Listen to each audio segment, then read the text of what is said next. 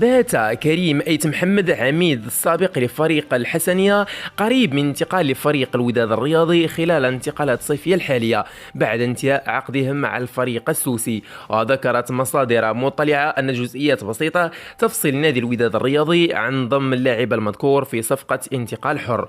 ووفق المصدر ذاته فرئيس الوداد الرياضي سعيد الناصري جلس كريم أيت محمد ووكيل أعماله من أجل حسم صفقة انتقاله لفريق الوداد الرياضي. هذه الصفقة تقضي بحمل قميص الوداد ل3 مواسم. وكان أيت محمد قد بصم على مواسم كروية جيدة مع فريقه الأم حسنية أكادير، حيث يتميز بتمريراته الحاسمة، كما سجل عدة أهداف في البطولة الوطنية.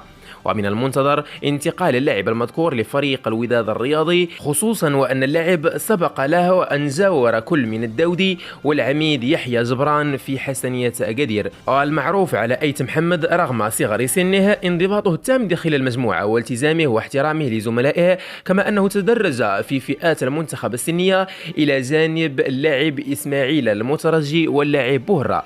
وتوصل اللاعب في أواخر هذا الموسم بعدة عروض من داخل المغرب وخارجه، خصوصا من أندية خليجية.